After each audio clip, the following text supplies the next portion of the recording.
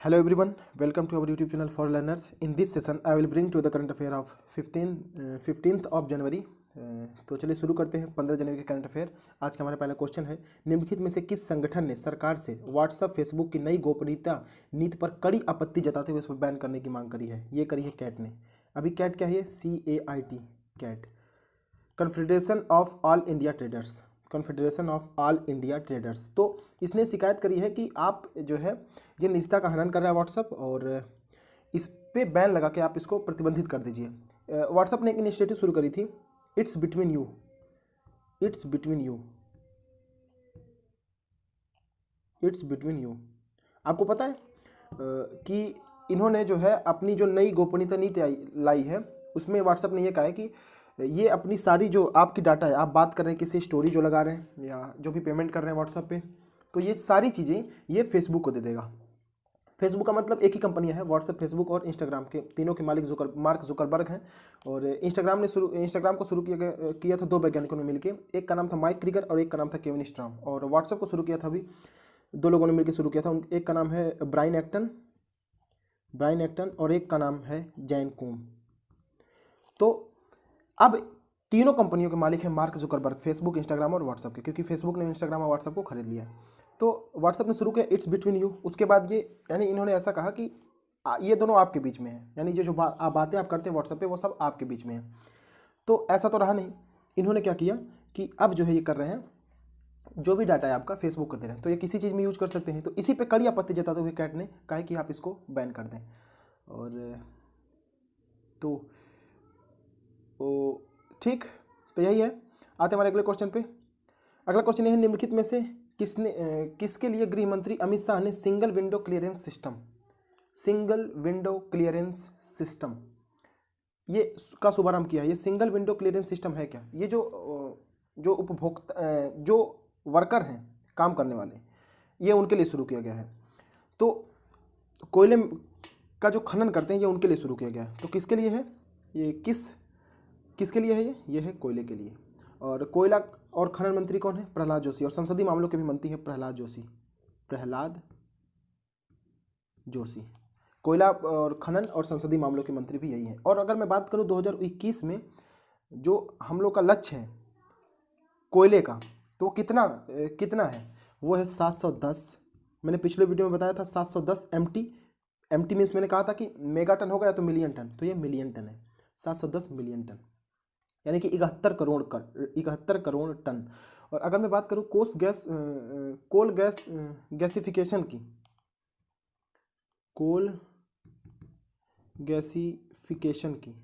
तो coal gasification का जो लक्ष्य है वो 2030 तक है। और कितना है? 2030 तक लक्ष्य है ये 100 मिलियन टन इसका लक्ष्य है।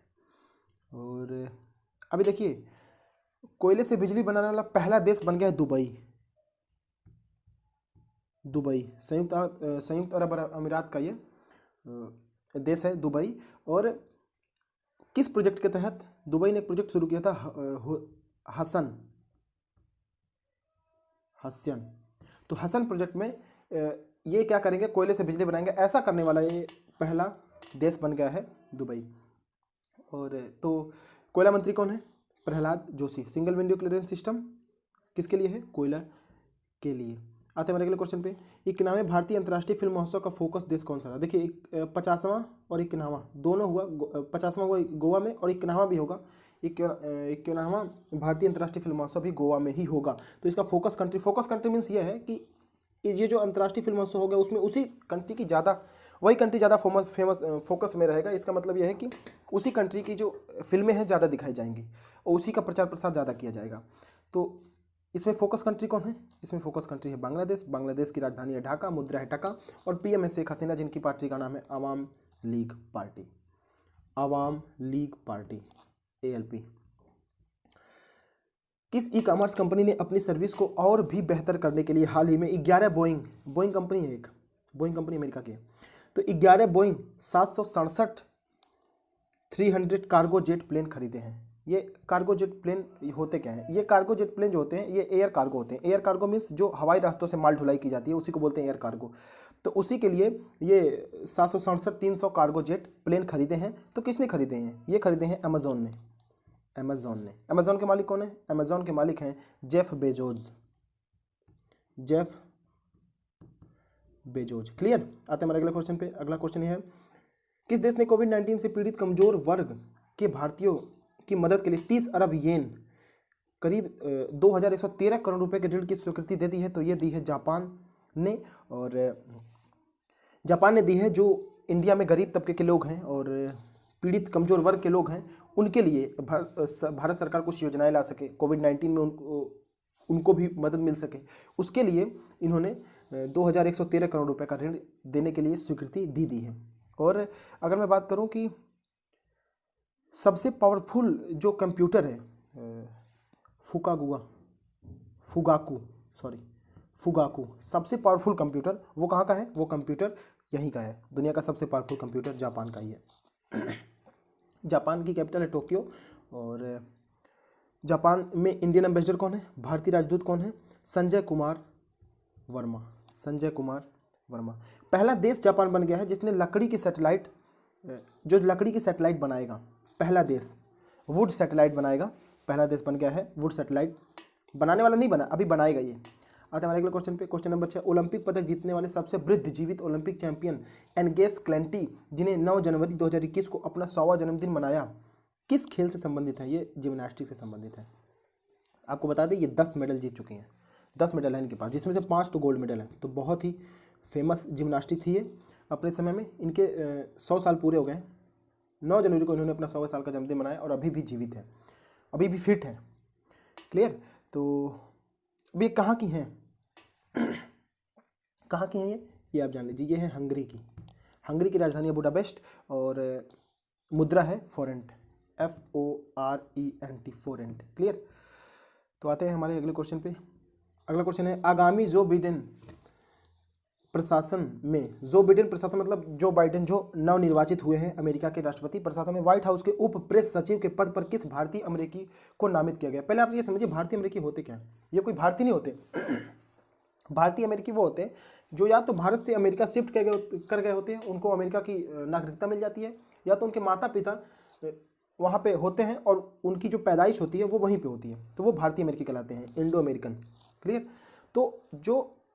तो ऐसे लोग जो कुछ विश्व में नया ज़्यादा नाम करते हैं, भारत का नाम ऊंचा करते हैं, तो उनके बारे में क्वेश्चन आने की संभावना ज़्यादा रहती है, तो उनके बारे में जानना बहुत ही जरूरी है। ये कौन है? व्हाइट हाउस के उप प्रेस सचिव जो बने हैं, ये बनी है सबरीना सिंह, ऑप्शन सी। और कोई लोग बने हैं, विवेक मूर्ति बने हैं सर्जन जनरल, ओबामा के समय भी ये सर्जन जनरल थे, तो अब बने हैं, अभी ये इनके भी बिडेन प्रशासन में भी ये बने हैं सर्जन जनरल बने हैं। और एक लोग और हैं, वैसे तो हैं 15 से 20 लोग जो इंडो अमेरिकन है और प्रशासनिक सेवा में है जो बिडेन के, लेकिन मैं कुछ लोगों को बता दे रहा हूँ जैसे इंपॉर्टेंट है। सुमोना गुहा है एक, सुमोना गुहा। अभी ये क्या है? ये senior director for south Asia के लिए नियुक्त की गई हैं, अमेरिका की तरफ से अमेरिका ने नियुक्त किया है senior director for south Asian countries के लिए। आते हैं मेरे अगले क्वेश्चन पर। रिलायंस इंफ्रास्ट्रक्चर ने PKTCL में अपनी समूची 74% हिस्सेदारी, यानी कि रिलायंस इंफ्रास्ट्रक्चर जो जिसके मालिक हैं मुकेश अंबानी, इन्होंने PKTCL में इनकी 74% हिस्सेदारी थी। 74% हिस्सेदारी, कुल 74% हिस्सेदारी थी इनकी, तो इन्होंने इसको बेच दिया है। किसको बेचा है? इंडिया ग्रिड ट्रस्ट को, जिसको शॉर्ट फॉर्म में बोलते हैं इंटीग्रेड बोलते हैं। तो इन्होंने कितनी राशि में बेची है? इन्होंने बेची है 900 करोड़ रुपए में, 900 करोड़ रुपए, ऑप्शन डी 900 करोड़ रुपए। और ये PKTCL क्या है? पार्वती कोल्डम, इसका फुल फॉर्म है PKTCL का, Parbati Koldam transmission company limited, Parbati Koldam transmission company limited. Clear. अगले क्वेश्चन पे आते हैं। किस राज्य ने महिलाओं और वरिष्ठ नागरिकों को मुफ्त बस सेवा प्रदान करने के लिए एक भ्रमण सारथी योजना शुरू की है? ये शुरू की है असम की सरकार ने। असम की बात करें तो असम में और योजनाएं भी हैं, जैसे अरुणोदय योजना, अरुंधति योजना भी असम की है। और असम के CM हैं सर्बानंद सोनोवाल। आते अगले क्वेश्चन पे। इजराइल ने भारत के पूर्वोत्तर क्षेत्र के लिए किसे अपना मानद नियुक्त किया है? ये मानद काउंसिल होता क्या है? ये होता है हॉनररी काउंसिल, वहाँ पे बोलते हैं काउंसिल। तो हॉनररी काउंसिल किसे नियुक्त किया गया है? जय श्रीदास वर्मा को। ऑप्शन ए जय श्रीदास वर्मा। इजराइल की मुद्रा है शकेल और यहाँ की कैपिटल है जेरूसलम। इजराइल की कैपिटल है जेरूसलम। और यहाँ पे इंडियन एम्बेसडर कौन है इजराइल में? इजराइल में इंडियन एम्बेसडर है संजीव सिंगला। क्लियर। आते हैं अगले क्वेश्चन पे। क्वेश्चन नंबर 11, हाल ही में किस राज्य ने ई दाखिल नामक एक पोर्टल लॉन्च किया है? ई दाखिल नामक पोर्टल लॉन्च किया पंजाब की सरकार ने। पंजाब के सीएम है कैप्टन अमरिंदर सिंह। और इसमें जो है जो उपभोक्ता हैं जो ये दाखिल हुआ है, तो इसमें जो है आप शिकायत दर्ज कर सकेंगे सरकार से आप। तो ये किसने शुरू करा है? पंजाब की सरकार ने। आते हैं हमारे अगले क्वेश्चन पे। किस राज्य सरकार ने राज्य के चतुर्थ श्रेणी कर्मचारियों को एरी सिल्क से बने खादी शर्ट और शॉल और स्टोल प्रदान करने का निर्णय लिया है? ये लिया है असम की सरकार ने। अगेन असम की सरकार ने ही ये निर्णय लिया है। तो इसकी घोषणा भी वहाँ के चीफ मिनिस्टर ने करी। आते हैं हमारे अगले क्वेश्चन पे। सरकार ने लद्दाख में सिंधु नदी और उसकी सहायक नदियों पर कुल 144 मेगावाट की कितनी जल विद्युत परियोजनाओं को मंजूरी दी है? तो ये 8 जल विद्युत परियोजनाओं को मंजूरी दी है। अब ये 8 क्यों, एक क्यों नहीं लग सकती? क्योंकि वहाँ लद्दाख में जो वहाँ का इकोसिस्टम है, जो वहाँ का इन्वायरमेंट है, वो इसकी इजाज़त नहीं देता। तो इसलिए वहाँ पे 12, 19, 25, 35 ऐसे करके छोटे छोटे मेगावाट जल विद्युत परियोजना लगती हैं, हाइड्रो पावर प्रोजेक्ट लगते हैं। तो लद्दाख में कौन कौन से जिले आते हैं? एक तो आता है कारगिल, एक लेह, 2 ही जिले आते हैं, कारगिल और लेह। और सिंधु नदी की बात हो रही थी। सिंधु नदी की सहायक नदी कौन है? स्योक है, सिगार है, सतलुज है, व्यास, झेलम, चेनाब, बहुत सारी नदियाँ हैं सिंधु नदी की सहायक नदियाँ, सारी तो सिंधु नदी में मिलती हैं। आते हैं हमारे अगले क्वेश्चन पे। Making of a general A Himalayan एहो पुस्तक के लेखक कौन है? मेकिंग ऑफ ए जनरल, इसके लेखक कौन है? इसके लेखक हैं lieutenant general कॉन्सन Himalaya Singh. Clear है। आते हैं हमारे अगले क्वेश्चन पे। अगला क्वेश्चन, स्वास्थ्य और परिवार कल्याण मंत्रालय ने NFHS, अब ये NFHS क्या है? National family health survey. NFHS national family health survey. और तो इन्होंने जो ये सर्वे हुआ है नेशनल फैमिली हेल्थ सर्वे, इसके विपरीत निष्कर्ष जो आए हैं, विपरीत निष्कर्ष क्या आए हैं? इन्होंने सर्वे कराया जिसमें भारत में मिला कि कुपोषण ज़्यादा है और स्टनिंग ज़्यादा है। स्टनिंग मीन्स जो हाइट ग्रोथ है वो कम है। हाइट ग्रोथ इंडिया के लोगों की कम है, तो उसको बोलते हैं स्टनिंग ज़्यादा है, यानी कि हाइट ग्रोथ कम होना, उसको बोलते हैं स्टनिंग। अनीमिया बहुत है महिलाओं में। तो ये जो जाँच हुई है, जो सर्वे हुआ है, उसमें सामने आया है। तो इसके लिए जो है एक समूह की स्थापना की गई है, यानी कि एक कमेटी बनी है। उसकी अध्यक्ष कौन है? उसकी अध्यक्ष हैं ऑप्शन ए प्रीति पंत। और ये स्वास्थ्य और परिवार कल्याण मंत्रालय में ज्वाइंट सेक्रेटरी भी हैं, तो इसको भी आप लोग याद रखिएगा। आते हैं हमारे अगले क्वेश्चन पे। अगला क्वेश्चन ये है, किस राज्य ने भारत की पहली सोलर इलेक्ट्रिक रोरो सेवा शुरू की? रोरो सेवा क्या है? रोरो मीन्स होता है रोल ऑन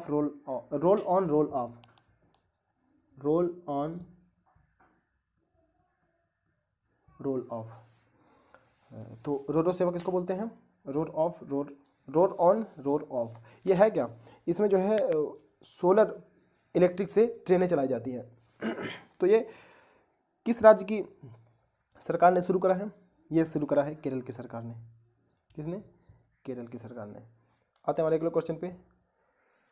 RBI ने पेमेंट इंफ्रास्ट्रक्चर